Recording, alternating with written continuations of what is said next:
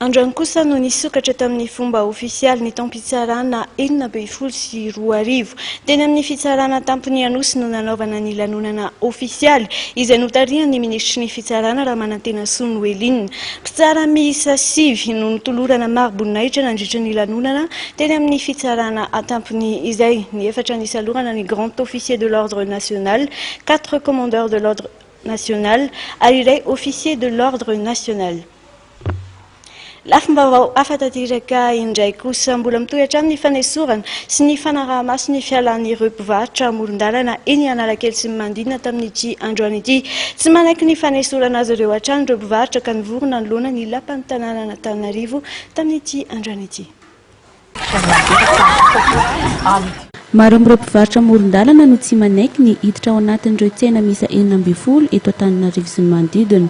Antony tsy hidiran'izy ireo amin'izany hoe hatrany ireo mpivarotra ny tsy fisian'ny tsena ny anatin'ireo tsena ireo.